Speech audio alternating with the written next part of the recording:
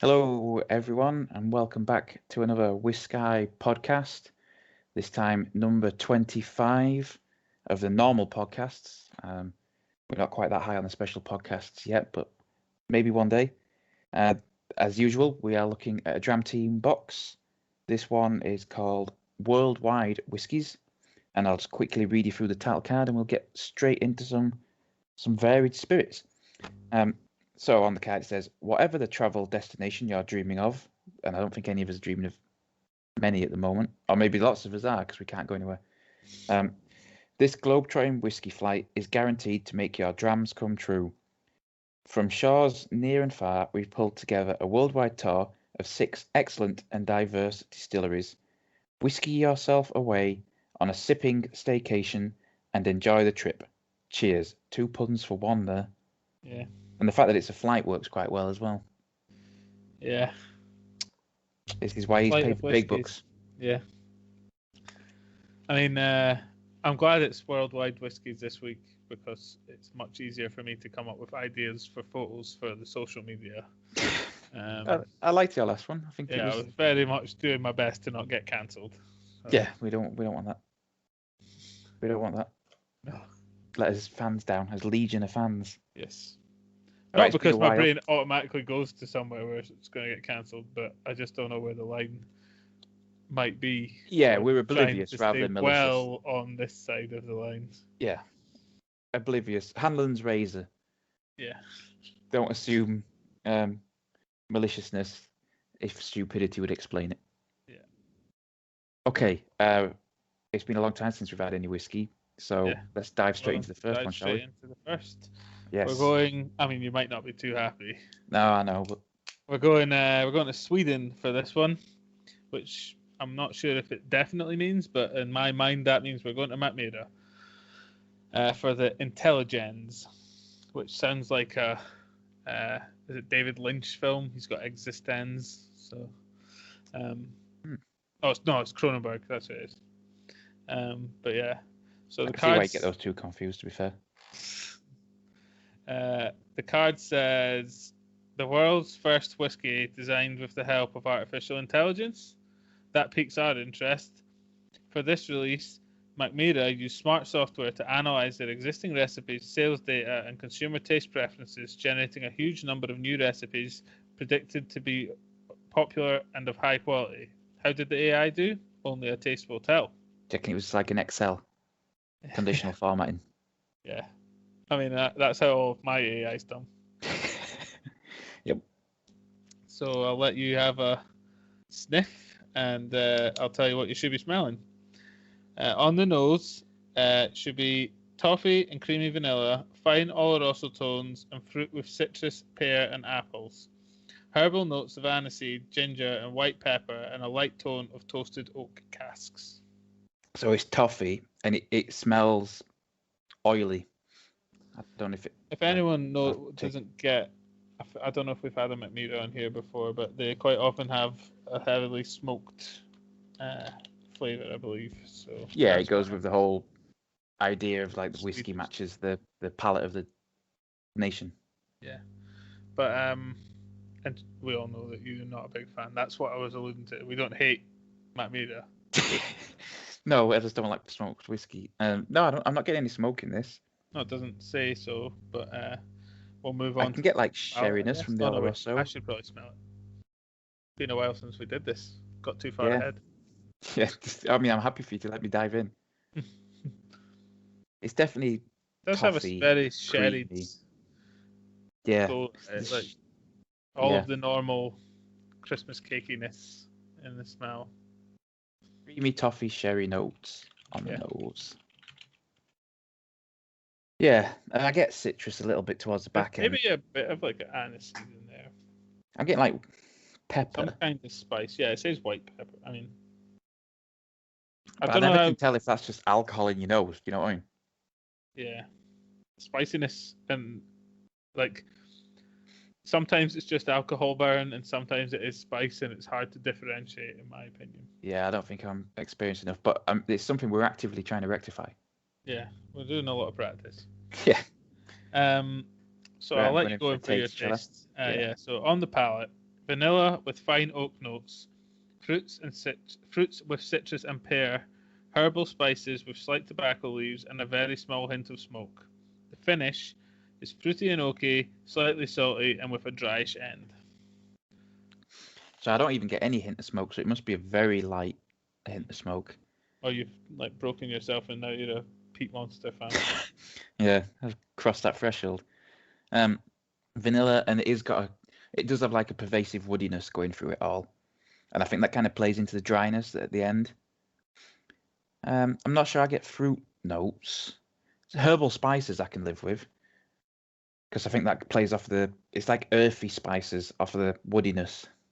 It's very dry at the end. Dryish, I wouldn't say. Yeah.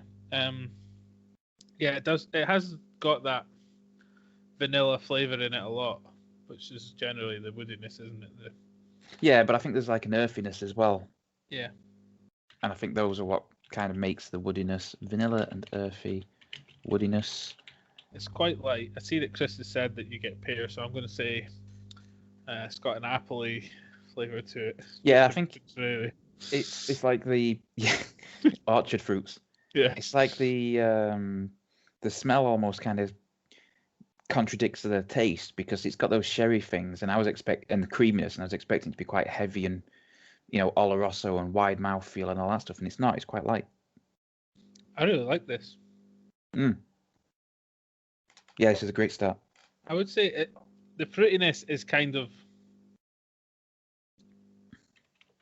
in that lightness. I see what you're saying. It's kind of like it lifts it. Yeah. Yeah. I wouldn't say it was like rich fruits, but more, like apple skins almost, or you know what I mean? Yeah, crisp. Yeah. Yeah. I just my dog is very much molting just now, and I went to pick up my dropper, and a fluff ball just floated over. I was like, no, don't go in the glass. Managed to save it. See you in the background. Yeah. He's also become possessive over his hair, because I think he thinks he's going bald. So when he catches you pulling out the tufts that are in his fur, he's like, turns his head and looks at you like, what are you doing? I've just done the action. No one can see me. We're not on camera. One day. We'll have to have like the best missed moments. Yeah. Reenactment. Recreate them all. Go back. Yeah. Put it in like sepia, like granularity artifacts and that in it. I've never, speaking of being bald, I've never once been concerned about going bald, right? And then like a while ago, I went to the barber. Yeah. And like the first thing he said to me as I sat down, he was like, "Don't worry if people say you're going bald, you've just got thin hair." And I was like, no one's ever said that. Like literally no one has ever said, "Huh, you're going bald." And now you've just put that thought in my mind. Like just undermined it completely. I mean, I don't mind. And also, because no one's ever said it, and now he said it, you're like, is my hair getting thin? Am I going bald? So I'm don't mind going bald. Whatever.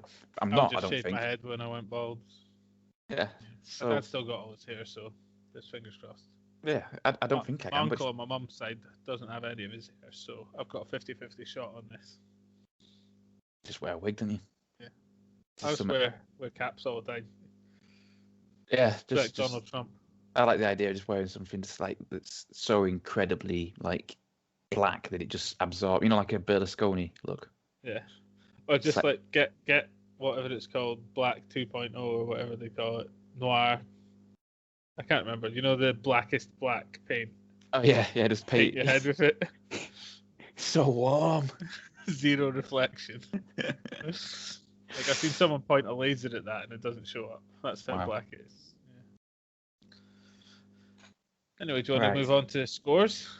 Yes. What would you give that then? I really enjoyed that, but I'm worried about going too high. But I'm going to stick with. I think 3.5 is a good score for that. I think 3.5 is a good score. It reminds me of. Oh no, my mind's going blank. What's the distillery with the second-hand church near it in the garden? What? Remember we visited that distillery that had the church that was a second-hand shop? Oh, was- Glen Grant. Yeah, it reminds me of Glen Grant. Yeah, it's light like that. I see what Yeah. you mean. Yeah. Yeah. The reason I was struggling there was because my brain was like saying Grants over and Yeah, there's over. a lot I of was like, Grants in whiskey. it's not Grants. It's not the blend. It is a single malt. But yeah. Yeah, there's a lot of Grants in whiskey, to be fair. Okay, so we're off to a good start there. Yeah. Um, I could be persuaded to go up on that, but I think it's not. It wasn't particularly outstanding. It did what I think the AI needed it to do, which was to be appealing. I feel like it doesn't have any quirks that would make one person be like, "Oh, I don't like that." I see what you mean. Yeah, maybe it's going for the broad appeal rather than the specific niche. Yeah, still very nice. Okay, you want to take us on to? It's your show. Oh yeah, of course it is. Sorry, my bad. So this is a distillery I've been to. It is the Lakes Distillery, the One Moscatel wine cask finished. This is a recent addition to the One range. This marks the fourth time we've featured this series from the Lakes Distillery, and so far they've been big hits. The original Moscatel wine is made with grapes using the Soleo process, sun drying before pressing. This reduces water content and bumps relative sugar levels, altering the viscosity, flavour and aroma of the grape juice, giving rise to fresh and floral characters in the wine cask, and subsequently the whiskey. On the nose, you should get fragrant jasmine with honeyed fruits and undertones of sweet wood smoke. So have you had a Moscatel finish before? I think we've had a Moscatel finish before. So I've got a Moscatel finish from the Yorkshire Distillery, and it's one of my favourites. Really like it. I think we've had. I think the word rings a bell, but it might be because you've been talking to me about it. Could be, but so nose, yeah. jasmine, honeyed fruits, and undertones of sweet wood smoke. Do you know what jasmine smells like? The only jasmine I know is the one from Aladdin. I've had jasmine rice, but usually it's with like a Chinese, and it's very quickly covered in some kind of sauce. So I can't really attest to jasmine. But I'm not sure I get sweet wood smoke. Honeyed fruits. No, I get the honeyed fruits definitely. That's like first and foremost is like a very sweet, like caramelized almost. Like figs. Yeah. Something like that. Yeah. I'll put honeyed fruits. I think that's a fair description. Yeah. Honeyed fruits on the nose. Do you want to dive in? Yeah, I'm not getting any smoke. No, I'm not getting any smoke, and as you know, I'm very good at picking up on smoke generally. Maybe like I don't know if you've ever like been somewhere where they're having an actual fire sale. Yeah. And so they've had stuff near something that's been on fire. Yeah. And it very faintly. There's not like when it's like everything smells of smoke, but when it's like two buildings down. I don't think I don't know if we're reading into it though at that point. Yeah, you know what I mean? Might be that I'm just trying to find it. That's the thing. Yeah. Okay, so on the palate, it should be delicate and uplifting citrus with notes of vanilla and manuka honey, and the finish should be creamy, smooth, and lingering. So do you get manuka honey and uplifting citrus? I get some kind of honeyish kind of flavor. Might be closer to like agave, but I mean, there's a little bit of smoke in the taste, but not a lot. No, but it's there. Yeah, I would say it's creamy for sure. It's creamy, yeah. I mean, it's more syrupy than honey. I would say the flavor. It's almost a salted sweetness. That's probably why I'm getting that, because syrup is closer to toffee, and toffee can be salted. So my brain's just like. Yeah, I don't know what it is. It's not salty, but you know what I mean. It's like a savoury kind of sweetness. Yeah, in a weird way that doesn't make any sense, but also makes perfect sense. Yeah. Why not? Maybe that's what manuka honey tastes like. Yeah, it's sort of sweetness. It is very creamy. I'm struggling. I'm still sticking with this. Like, have you ever had agave nectar? Agave syrup, yeah. Yeah, it's close. It's more like that. You know how it's like kind of sweeter than honey, and it's thinner. Yeah, thinner. I think is how I describe it. So I'm getting more like that. That's sort of where I'm at with it, with the syrup coming in. I think because it's too sweet for honey, but there is like an undertone of like something more citrus. I'm not sure. I'm wondering if it's like the smoke that's giving me that. Might be, yeah.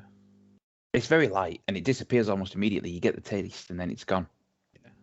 I'm also struggling to get the very first notes because I told you before this that I broke my tooth, and cold drinks really are getting to the nerve, and I think the booze is hitting the nerve, and I can feel it. It doesn't hurt, but it distracts me for like a split second.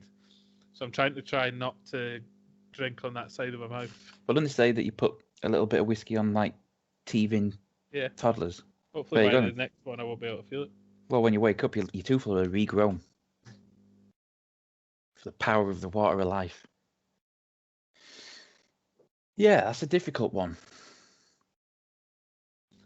It finishes very sweet. Yeah. Again, I really like that. Lingering, creamy, and very sweet finish. Do you want to put some scores on the doors for this one? Yeah, I mean, I'm willing to go up to a 4 on that one. You're going to go up to a 4? I'm going to go down to a 3. I preferred the first one. That's fair. But literally just because, like, I think if we'd have had that one first, we'd have both been like, I think that's 3.5. Oh yeah, we'd have had it at 3.5, and then we'd have went opposite ways again. So. Yeah. So I think it's just showing that. Yeah, I think we're at like where we could maybe do with smaller gradations, but that's not how this works. It's a rough guess. Not doing that. No. Not yet. Anyway, we've done a lot recently. We've got to be. Don't want to burn ourselves out. Yeah. Is it that time? It is that time. Time for the second time in a row, I believe, I'm going to give you a whiskey talk. First. Oh, I like it. That's very good. Yeah. So we're going to discuss the theme of the box because that's the easiest thing to do until it becomes a theme which isn't easy to do, and then I have to try and think. Efficient. Yeah. So the theme, obviously, as you said, for this box was worldwide whiskies, interestingly spelt IES, meaning that they predominantly go with the spelling of KY rather than KEY at the Dram Team, because obviously whiskey, American spelling, plural is not KEY, isn't it? Yeah. So anyway, the whiskey industry is a growing phenomenon with an estimated market cap of, I think, roughly, I saw numbers that were about $58 billion, which is around about £42 billion globally, which is no small amount of money. Decent chunk, yeah. Yeah. And that was around about, I think that was fourth quarter 2020. And it's still forecasted to continue its current growth around about a rate of 6% per year. So, you know, it's a big market and it's an ever-growing market. And I think especially there's a lot of brands that are trying to focus more on steering people away from the idea that whiskey has to be neat and more into the world of you can actually use whiskey in cocktails, even Scotch, even Islays if you want. But yeah, I'd say most of this market that it has, though, you could attribute to either the Celtic mysticism of Scotch and Irish varieties, the classic old whiskies, or sort of the mythology around westerns and prohibition with the North American varieties of like bourbon and rye. Yeah. I think that's where a lot of whiskey's popularity comes from. Is it it has stories in it, you know. It's quite heavily featured in like films and things as well, isn't it? Yeah, because it's like, you know, they can be like, oh, I drink this whiskey because here's a backstory, Yeah. or whatever. But yeah, I think it's kind of like smoking in the 70s. Yeah. Just, Except they also had whiskey and drinking in the 70s. still had whiskey. Yeah, the whiskey's managed to keep going because it's less likely to kill you. Yeah. But yeah, I'd say basically, even though it's mostly based around this, there's ample room in such a large market for other countries, other than like America, Canada, Scotland, Ireland, to take some piece of the pie. And obviously this Dram Team box appropriately demonstrates that. The first country that comes to my mind when you consider global expansion of whiskey would, of course, be Japan, who aren't even represented in here. And I would say that's because they're almost so obviously part of it that, you know, it's not as interesting as, say, a Indian whiskey or a Swedish one. But obviously, we've also had Japanese whiskies from the Dram Team before. It's not like they're ignoring them for whatever reason. But for the Japanese whiskies, their production deliberately was similar in style to Scotch because they attempted to build all their distilleries. Well, not all. Like when the Japanese whiskey explosion happened, they attempted to build all the distilleries in very similar climates and topologies, terrain, as where distilleries are in Scotland. So they actually are almost mimicking styles like Highlands, maybe Campbelltown. I was trying to think if there was a Campbelltown, but I think there's quite a lot that are more like Speysides, particularly. Whereas some countries don't have that luxury, which I think is an interesting development. So I'd venture that you would really struggle to find terrain or climate in India that even remotely resembles those that you have in Scotland or Ireland or probably Canada and even probably America. Yeah, it's a pretty different place. I'd say it's a pretty hot, maybe quite humid, but also sometimes arid country. But they still have Paul John, who are a successful whiskey producer. So I was thinking about this, and I think that leads to an interesting addition to the way that whiskies can be different through manufacture. So classically, you can change the character of the whiskey through the influence of the grain. So depending on whether you go for malted barley, am I right? My brain or if you went to rye or any other corn, maize, you can make a whiskey of any of these, and they will all come out slightly differently. There's the influence of the barrel, so you can have, virgin oak.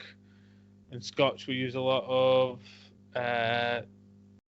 bourbon barrel, ex-bourbon casks and sherry casks, but you also see wine finishes, which I've discussed before. The wood that you mature the whiskey in can give an influence. But I think also, due to the significant differences in aging in a temperate climate like India, the climate can produce a slightly different character as well. So it's another thing that needs to maybe be added into that equation that you always see people talking about, where it's like the grain to the wood, or the grain to the still to the wood. If anything, though, for me, it goes to show that the more countries that are producing the whiskey, it can only be a good thing because it's more whiskey. Whether that be Westphalian in Germany, Kavlan in Taiwan, Kiro in Finland, or even Spirit of Yorkshire in, God forbid, England. I appreciate that. Will taste a lot. Yes, exactly. I don't know And if you have anything to add on the concept of the burgeoning global whiskey industry. only two comments, I suppose. One would be that the more whiskey, the better, and especially if it's different, because who wants to just taste the same thing over and over? That's it. And it forces the older ones to have to improvise and try new things, and that's always fun. Although it can get you fired as a lead distiller if you ask Glenmarie. Yeah, well, it doesn't always work. There's inherent risk in everything. Yeah. And yeah, I think it's an interesting point about the climate, because I know that like in India the Angel's share is staggering compared to. Yeah, exactly. Yeah. But I wonder if it also means that you breathe, like the wood breathes more.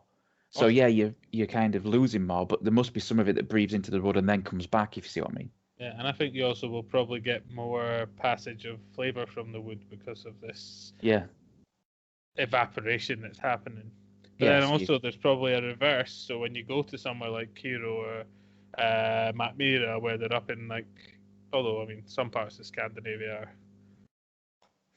are at a level Finland's with not the known for highlights. But it's warm flow, is it? No, what I mean is these countries are cold, almost unilaterally, and that might also mean that they can age for much longer, get a much different kind of maturing, just because they're not having. Well, fingers crossed in 40, 50, 60 years there'll be some Fingers crossed we'll still be around to try it. You're Northern English and I'm Scottish, so our chances are slim, but we'll see. Yeah, fingers crossed, as well as fans need us to be here. Yeah. Keep guiding them. Yeah, all 20 odd of them or whatever it is. 31 now. Yeah. Not all of them are me. That's obviously because of the excellent social media. Exactly. That's all I can think of. So, speaking of Paul John, what a coincidence. Move on to the next whiskey. Yeah, it's not like we plan these things and anything, but just sometimes barely. We just manage to make it work, So the next whiskey is from Paul John, and it's called Nirvana. Not after the band, I imagine, after the concept of a afterlife. Paul John is one of the first international whiskies Dram Team ever featured, way back in September 2016, in their second ever box. They're still huge fans of their range, of which Nirvana is a relatively new member. It was released last year, exclusive to Amazon, and is a great affordable everyday sipper, a fantastic starting point for exploring Paul John's range of quality Indian single malts. On the nose should be an attractive honeycombed bourbon with luscious fruitcake, with a light whiff of enticing caramel pudding. Yeah, it's got the bourbon flavours. Oh, smells. Nose flavours. Yeah. Flavours of the nose. Yeah. Vanilla, etc. Yeah, but there is a kind of a fruitcakiness, carameliness in there. I get what they're saying. Like that kind of caramelized sugar smell. I don't know about you, but I mean, I've smelled a couple of with Paul John. In fact, the last time I drank a Paul John was in the same glass, the Bristol Whiskey Underground glass. Yeah. But I feel like they have like an almost. It's not a signature scent, but they all have there's something about them where they have. It's kind of an earthy, slightly warm smell. I know what you mean. Like a nutmeg kind of warmth. Yeah. Mm. No, I'm with you on that. I think you're right. There is a kind of. It must be to do with their distillation. Yeah, maybe. Maybe they spray it with a perfume. They'll fall for this. Yeah, they just have like a vanilla perfume and coffee perfume, and it's like. Yeah, you never know. All right, I'm going to go into what should I be tasting. On the palate, you should be getting a delightful soft honey with a slight sea salt edged barley, an excellent mouthfeel with honeycomb sweetness. And then in the finish, it is immensely long and richly flavoured with dissolving honey, barley, and succulent vanilla. Mouthfeel. See, He we're not really is idiots. stealing from us, isn't he? Yeah, it's softly sweet, I guess. Salt edge barley. I don't know if I'm getting barley, but there is a little bit of savouriness to it. There's a kind of cerealiness to it. Yeah. I'm not sure if I'd say the finish was immensely long. I think it's quite a light whiskey, so I don't know if that... It kind of is there, and then it sort of snatches itself away. Like I had a finish, and then it was gone. It is very sweet initially. It was a strong finish that lasted for a noticeable amount of time after I swallowed, and then I'm not going to repeat those words in the same order ever again. But then it just immediately stopped. Yeah, the finish is long but abrupt, if that works. Yeah. We've had savoury sweetness. We've had a long but abrupt finish. It's a box of contradictions.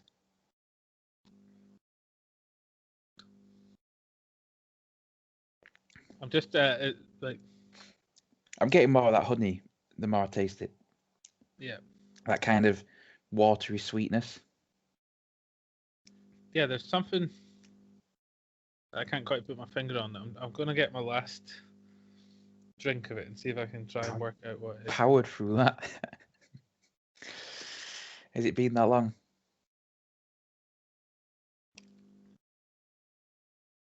There's just something sweet in the middle of my tongue. It's almost like... It does have an excellent mouthfeel. Yeah, it's very smooth. And it hits everywhere. Yeah, I'd say it's almost like a Demerara sugary kind of... Yeah, I know what you mean. It's like I imagine if you drank an old-fashioned but took the whiskey out. So you just got the sugar and the water and the bitters. Yeah. Yeah, it's like well, I was thinking it's like a low, like a less refined sugar. Yeah, I think that's what I mean by the honey though, because honey is kind of like sweetness, but like a watery sweetness almost. You know what I mean? Yeah, that makes sense. Dissolving honey as well. So. Yeah. I do get some kind of a very light cereal to it. But... Yes, I've said that it's warm and caramelized sugar on the nose, light spirit, strongly honey sweet to begin, with a slight cereal quality, finish long but abrupt. Would you like to score that one? I quite enjoyed that again. Yeah. I don't know if I'm just drunk. It's just like... Could be. I'm feeling it. It might be. I might go 4 again. A 4? No, I think it's a 3.5. It wasn't as good as the last one. I'm going to go 3 again, just purely again on I didn't quite like it as much as the. You've marked too low on you've marked too high on the first, or too low on the first one, I think. Yeah, maybe. I think you should have been at 4 on that. And then... I was like, I can't give a McMirror a 4. You still got inbuilt hatred for the Swedish because of the Muppets. Why would I have it? They have the Swedish chef, don't they?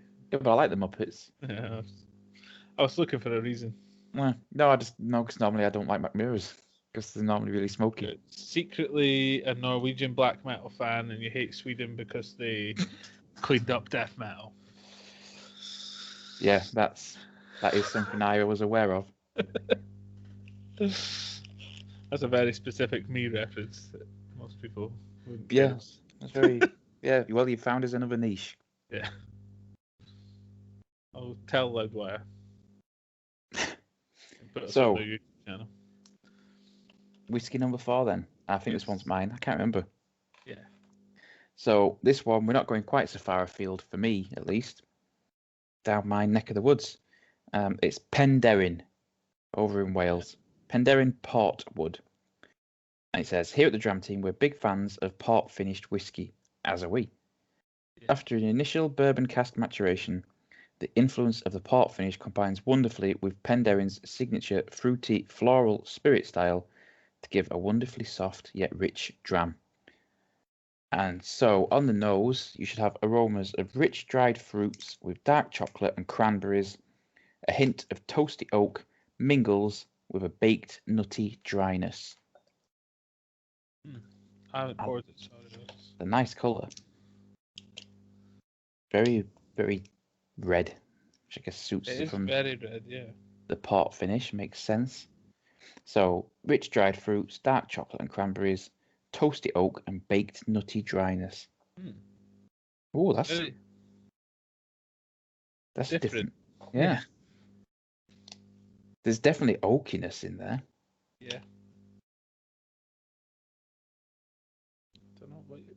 Dried fruit, maybe. Yeah. Yeah, that is different.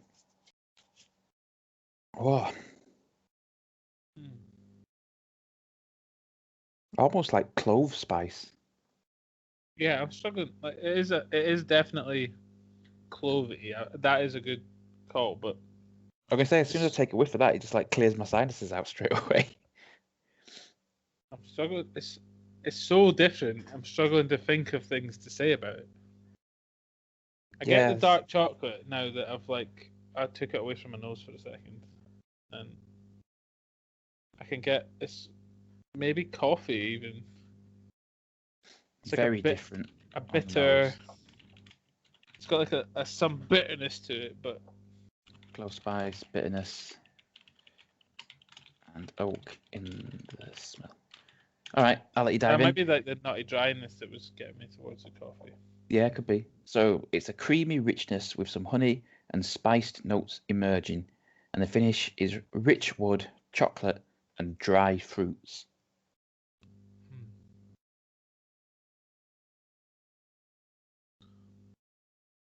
That's quite savoury.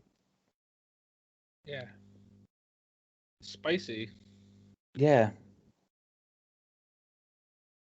Chocolate, yeah, in the finish. It tastes like something that I can't put my finger on.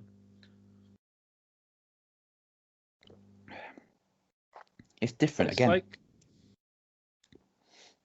do you know?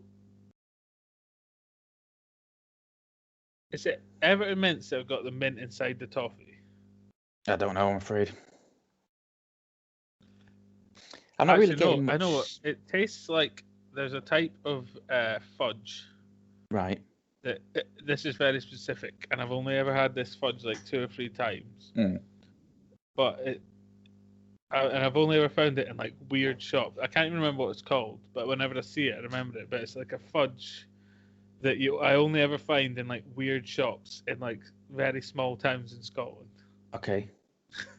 And that's why I'm struggling to describe it. I think fudge is a good description because it's that not chalkiness, but you know what I mean. Mm-hmm. And fudge is sweet, but it's creamy sweet, vanilla sweet. Yeah. Rather than like high notes. It's almost like I've also once had an iron brew fudge, and it's quite like that. But that doesn't help you. It's just I've had iron brew. Yeah. So if you imagine iron brew and fudge, I think that'd be too sweet. Well, see, the issue is that iron brew has that. It's almost like, I don't know if you've ever had a diet iron brew. No. Which doesn't have sugar. It has quinine as a sweetener because Scotland, we're smart. No malaria, you're getting you. Yeah. Because malaria is a thing attributed to Scottish climates. Yeah, mosquitoes love it up there. Yeah. We have midges. They could probably transfer malaria if it managed to get here, but. Yeah. No self-respecting mosquito's going to hang around with a midge. Yeah. I mean, they wouldn't be hanging around with a midge. Yeah, true. You don't find hanging around with midge. about 10 to 15,000. Yeah, fair point. Yeah, okay. I like the fudge. I was out at Loch Lomond the other day, and it was just swarming with midges because it was like a nice day in Scotland. But yeah, they all woke up. Bear got a hold of a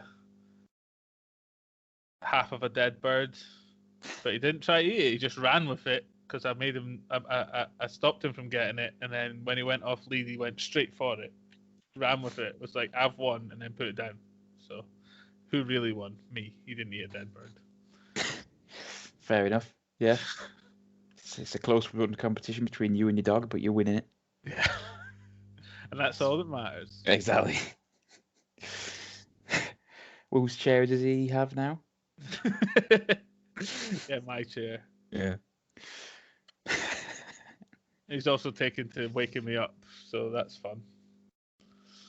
But yeah. As long as it's not with a dead bird. Yeah.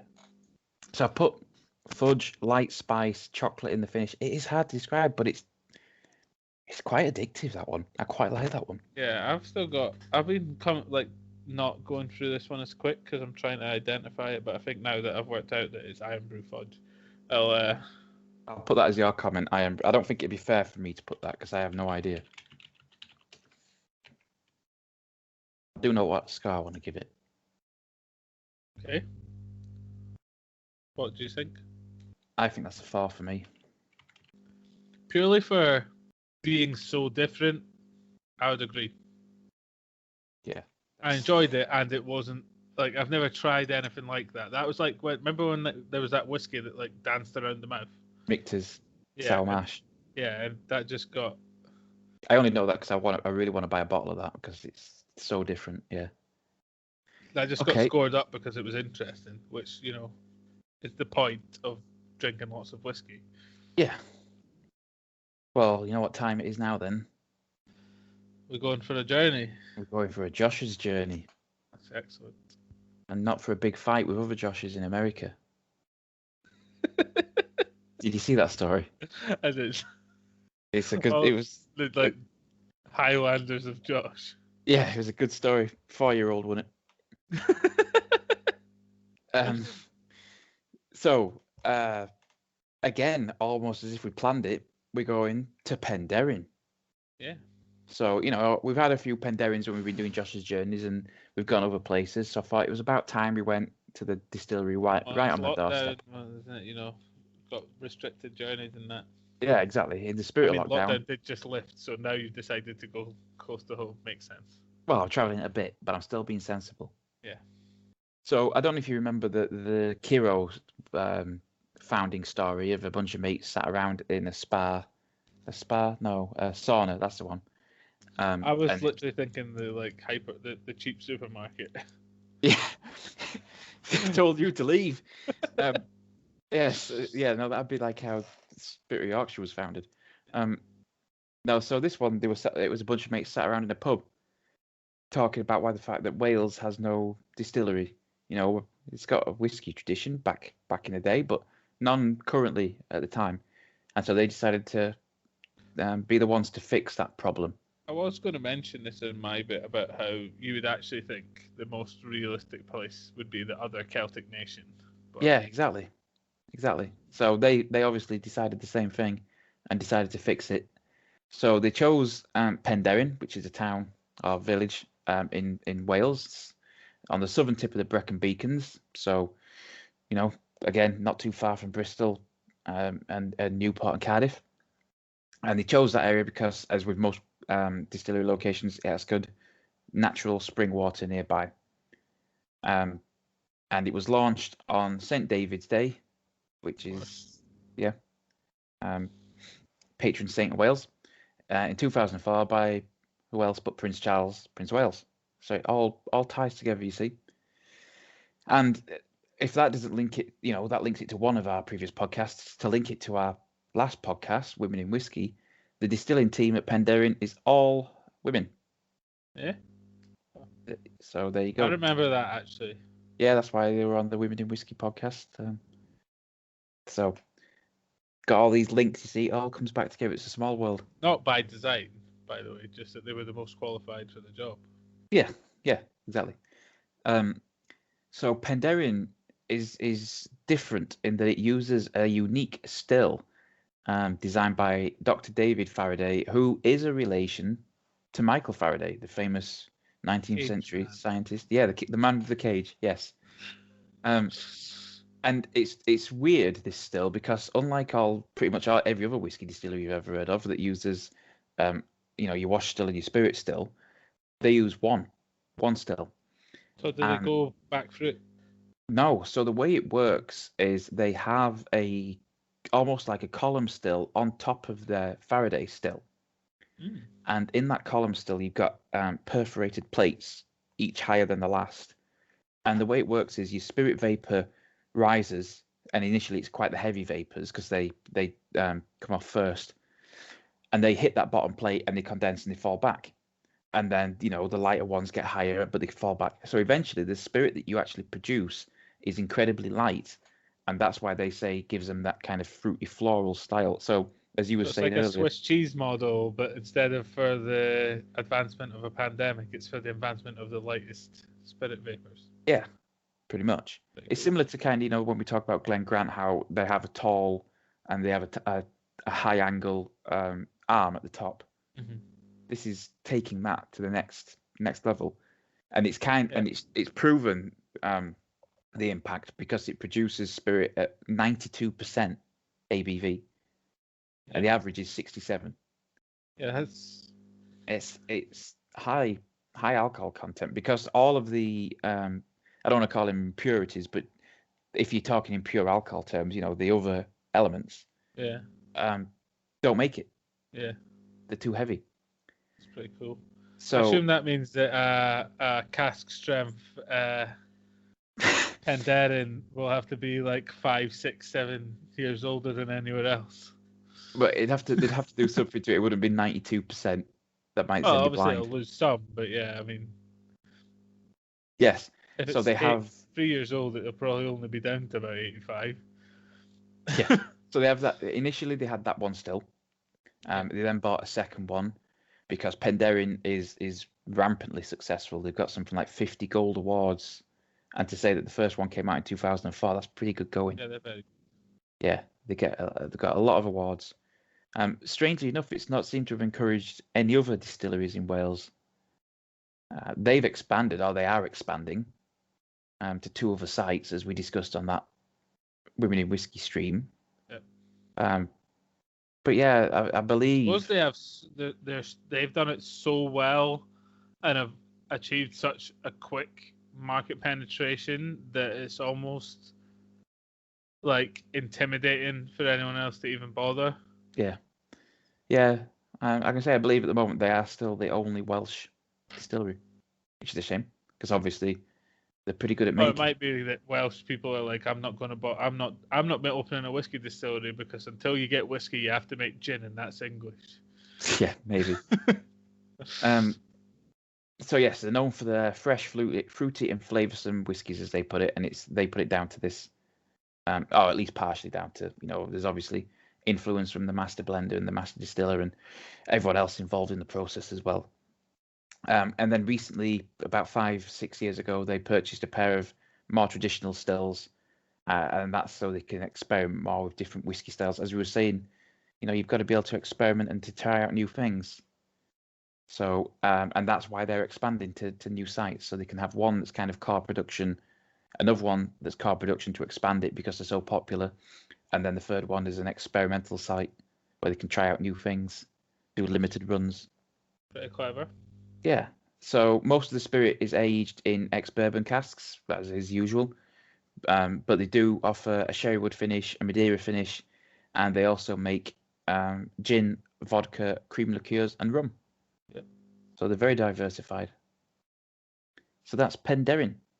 And hopefully, when things open back up a bit more, they're probably open now, to be honest, but when things open up a bit more and we can travel again, we'll go pay them a visit. We'll visit, yeah. It's definitely overdue. Yep. Okay. That was good. I've always been actually interested in Penderyn because, like I said, like the whiskey tradition in Scotland and Ireland is so vast. I mean, Ireland had a big slump, but they're back. For a while, I feel it was like Bushnells and Jamesons, and that was your lot. But I mean, not that there's anything wrong with Jamesons either, but I've never really tried Bushnells, but Jameson's makes a good cocktail. So, but for Wales to have not been in on it, I always felt like they must have been at some point, and it's just went away. But yeah. Yeah, not for a long time. Yeah. Yeah, sorry for that, guys. A bit of an interruption, some technical difficulties. This is what remote recording does for you.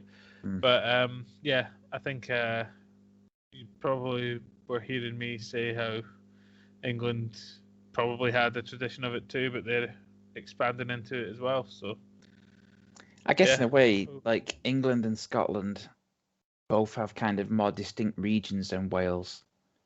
Yeah. You know, England especially. No Wales offense. was a region of it, England for a long time. Like, I mean, yeah, we treated them like that. oh no, but they literally they weren't like the reason Scotland and England is so distinct is because it was a treaty that joined us, whereas England just conquered Wales, right? Very slowly conquered Wales. That's why there's so many castles, because we basically took a Because it was built a just castle. Wales was Wessex, am I not right? I think so. My So English Welsh there's a history is not period the of best. history where that was the case. Is basically what I'm saying, and then Yeah. it came back to being Wales. It's easier in a way because It's England. why Wales isn't represented on the Union Well, it's because they flag. chose a blooming dragon. Well, no, but they would have there's a David. Yeah, well, there's David's cross. Yeah, but he's not on the thing. It's like no, they get covered by us, and that's why everyone hates England, and justifiably so. I mean, I'm from England, and I hate most of England. So. Do you want to move on to yes, to another country that people from England hate?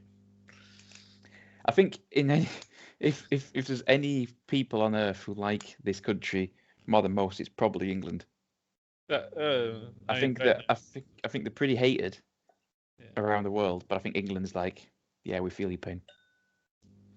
Well, we're moving stateside to a stateside, aged 11 years by Heroes and Heretics. It's literally the name of the whiskey. It was a brilliant segue. So Heroes and Heretics is an up-and-coming small independent bottling, a small but perfectly formed range. No, a small independent. There's no comma here, Chris, if you're listening. Bottling a small but perfectly formed range of compelling releases. They specialize in the sort of liquid that otherwise isn't easy to get your hands on. In this case, a well-aged bourbon. We're huge bourbon fans. American whiskey made it with at least 51% corn and aged in virgin oak casks, and this 11-year-old one is a stunner. So yes, we've got an 11 years aged bourbon here. Cheers, Chris. Yeah, I mean that's got to be pretty rare. So the fact that it's not the 6 dram, definitely cheers, Chris. If I was looking up the right one previously, there was 350 bottles. Oh, there you go. That's the rarity that we have here. I mean, the Dram Team always come through with the rare whiskies. We know this. They do. So on the nose, it should be the comforting aroma of freshly cut hay and dried apricots filling your nose. There is definitely like a grassy. Sorry, I've been smelling it for a bit. There is definitely like a grassiness to this. Cut hay, cut grass. Yeah. Like a March morning. All right, Mr. Poet. Yeah. I was going to say April. Glisten. I was going to say April, then I was like, wait, alliteration. Yeah. What about May? By May, most people are like bored of cutting their grass. Starts to get a bit long. That's why I'm happy about my garden having no grass. Yeah, my mum and dad just redid their garden. It's got no grass. My mum and dad's dog hates it though, because when my dog comes around, being a puppy, he runs around and she can't help but want to play with him. But she's old, and then her pads get sore from running on pebbles and slabs and decking. So she has to go inside and lick her wounds and come back out after a while. But better for humans, I think. It's less maintenance. You just have to sometimes dig the weeds out between the slabs. Age, yeah, it's terrible. Yeah, I know. We were talking about this. We're just knackered all the time.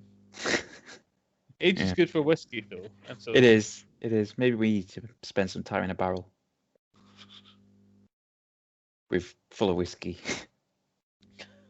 Definitely a survivable experience. As long as it's not 100% full. Just have to drink quickly for the first drink The first enough, 30 seconds you have to drink so fast, and you have then to try and pass out in a way that your head stays. like I above say, the and then water for the rest of the time, just desperately try and stay awake. Yeah. So, if you want to move on to the palate, So the glories. are we saying grassiness and like Yeah, grass, definitely. Like, fresh cut grass on the nose? Yep. Go on. Sorry. so, the glorious taste of peaches and syrup and buttered corn with a dash of dark chocolate and red chili delight on the tongue. So we're saying spicy, fruity, and maybe a little bit bitter. A bit of bitterness. And then I forgot to say on the finish, a wonderfully long finish of apple pie and sponge cake. That is really nice. It is quite spicy, quite warming. There is a little bit of bitterness there, like the dark chocolate. That is nice. It is good, isn't it? I'm sort of getting what they mean by the peaches and syrup.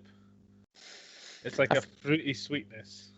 It's a lot of things. It's quite like a rye. Yeah, because it's a spice. Mm-hmm. But it's different because the finish isn't as spicy. You know what it's not like? What? A bourbon. Yeah. That's really good. It is. Like, I think we both know what we're scoring this. this is going up there. Yeah.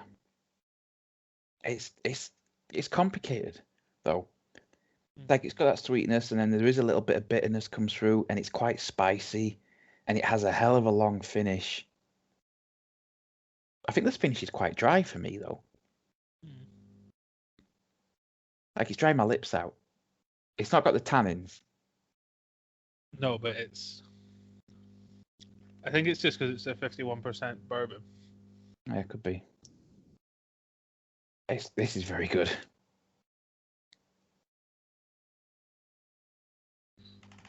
I think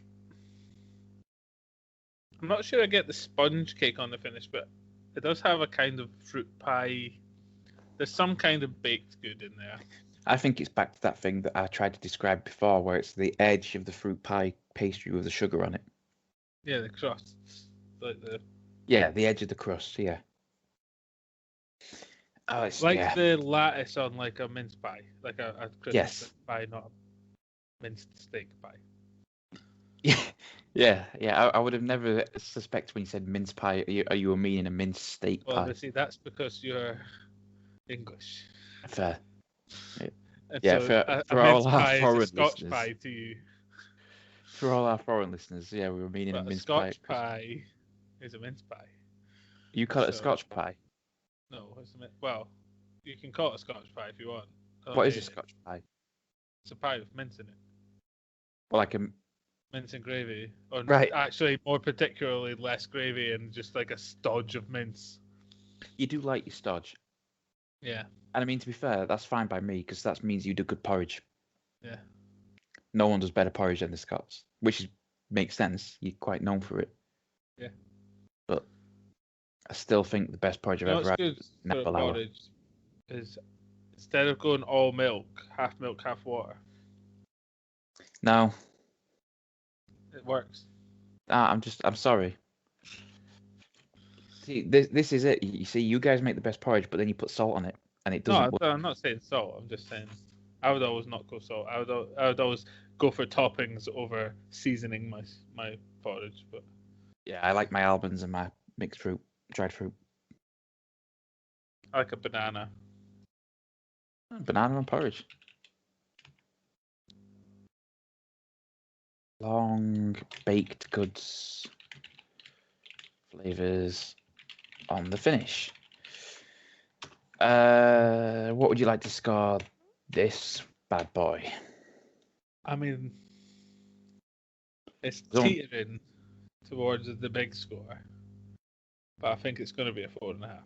I'm going 4.5. Yeah, I can't give it a 5, but it's difficult not to. Yeah, that's where I'm at. It's so different to any other bourbon I've ever tried, and so nice. Yeah, that is the best bourbon we've had. I'd put it towards 5, but If that's what happens when you age bourbon, come on, Americans. yeah, I feel like this is a special instance of it. I feel like they've blended a lot of aged bourbons to get. They've obviously picked it very well, haven't they? Yeah, but it's delicious. Mm. That is a good word for it. It is delicious. Like I often in our social media posts say, 6 delicious drams or whatever, and I'm really exaggerating, but that is a step above. That is on its own, that is a good descriptor for it. Yeah, agreed. All right, we're overrunning again, aren't we? Yeah, we're well over an hour now. All right, let's go for the final one then. You ready? I'm really looking forward to this one. Yeah, same. So we're off to Ireland. Indeed. We're off to Ireland for our last one, our special dram, and this is Teeling, which is, as you say, one of our favourite distilleries. 18-year-old Renaissance Series number 2. While Scotches with an 18-year age statement are a relatively common thing, the same is definitely not true of Irish whiskies. This single malt from the family-owned Teeling distillery was bottled in celebration of their ongoing Whisky Renaissance in Dublin's Liberties area and is finished in Australian Shiraz casks after initial maturation in ex-bourbon barrels, a very special treat. And I do note you spelled whiskies right for Irish whiskey there. That's very well done. Yeah. Missed your comma earlier, Chris, but you got your points back there. Yeah. A wine cask finish, 18-year-old Irish Teeling. Yeah. Thanks, Chris. I've got 2 bottles of small batch in my house because this is going out after I see my brother, so it's fine. I'm giving my brother a small batch. He likes a whiskey cocktail, and I think that the small batch is probably the best, reasonably priced. It is so good, small batch.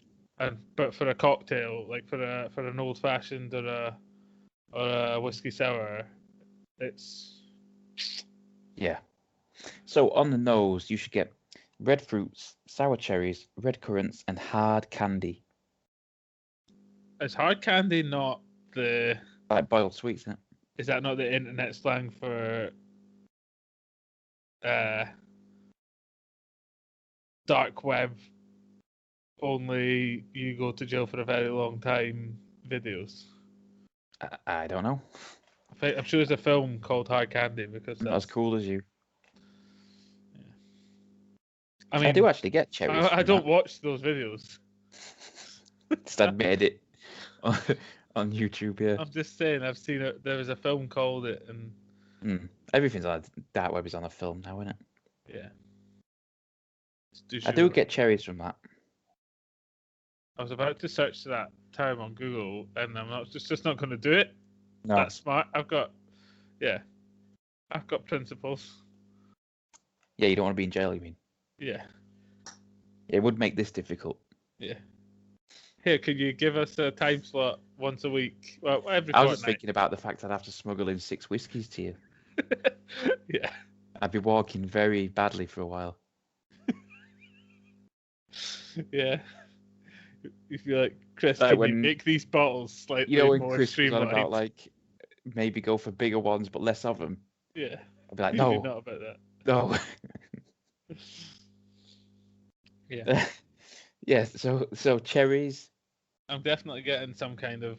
I think cherries is pretty on the nose for the nose. Boom boom. Cherries on the nose. Yeah.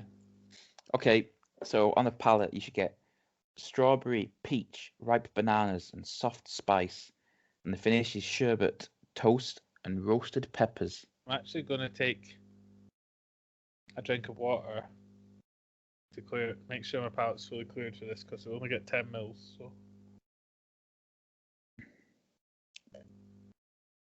Although apparently not for long. Well, we don't know. The soft spice. Strawberries is a good shout, actually. The finish is weird. Like, spicy and warming, but in a weird way. I don't know. It's very nice. On the palate, I'm definitely getting like cinnamon bananas. Like, Yeah. So when I was mentioning earlier that like banana in my porridge, I'm getting those kind of flavors. Obviously, You're putting cinnamon on my porridge now. It's good. Mm. How much do you put on? Like just a teaspoon. Yeah. Oh. Just enough to cover the top, and then you mix it in. Yeah. Not cover the top. Like an inch thick layer. Best creme brulee ever seen. If you're trying to cut down on sugar, it's a good way to sweeten your porridge. Yeah, I can say because I put a handful of almonds and 2 handfuls of dried fruit on mine. Yeah, it's pretty good. It's pretty good. We love oats and barley. Oh, yeah, you treat them well. Right, I'm having my last swig. Oh wait, fill the dead air. Say words like dead air. You're doing a stellar job. Yeah, strawberries. I put in cinnamon bananas. It is very. I mean, the finish is the longest of the bunch that we've had. Very long finish, warming. I held that for a long time in my mouth, and it's very sweet, but it is fruity more than. Yeah, it's a fruity sweetness. And then now I'm getting that sherbetiness. It's like dry on the middle of the tongue rather than in the cheeks. Yeah. That makes sense. It does. It's all about the mouthfeel, isn't it? It's all about the mouthfeel. Okay, would you like to score that one? I'd give that one a 4 as well. I'm going for a 4 on that one, yeah. That would have been really good. In any other box, I'm probably giving that a 4.5. Yeah, but that stateside one was just exceptional. And we always do say that it's kind of the scoring has to remain.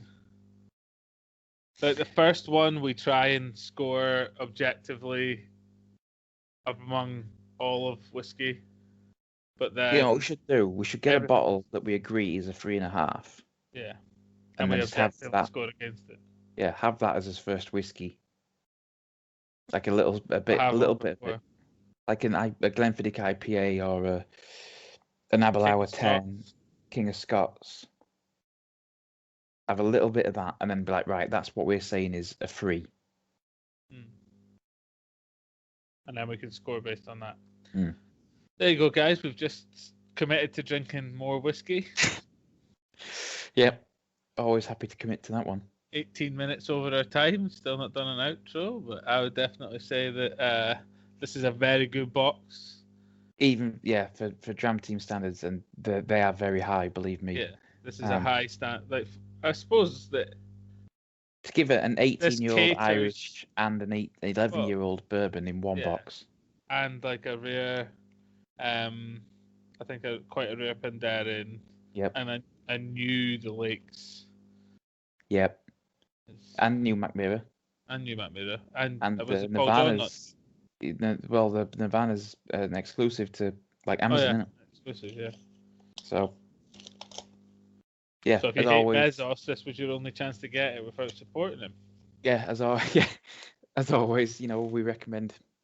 Yeah, well, I mean, if you want to try lots of whiskey, then I believe there are others out there, but they're all imitators, in my opinion. Yeah. Dram Team is where it's at. Yeah. Okay. Well, we hope you enjoyed listening to our extended, not intentionally, but extended podcast. Edition, because we took a while off. Yeah, it's been a while since we drank, so we're probably a bit rusty. Yeah. I know you're used to us being super efficient. Because we can absolutely handle 6 whiskies in under an hour and be not drunk at all. Yeah, exactly. We're not Jim Murray. Yeah. With his click of 13 whiskies in seconds. Well, he's in a test tube we worked out, didn't we? That he's in some Starship Troopers pod thing, getting fed whiskies, begging to die. He's actually just a computer that's He's the one that Mac Mirror used. Eh? He's the one that Mac Mirror he used. is Mac Mirror's computer. Yeah. Anyway, on that slanderous note, thank you for listening. Yeah. And we will see you next time. Okay. Bye. Bye.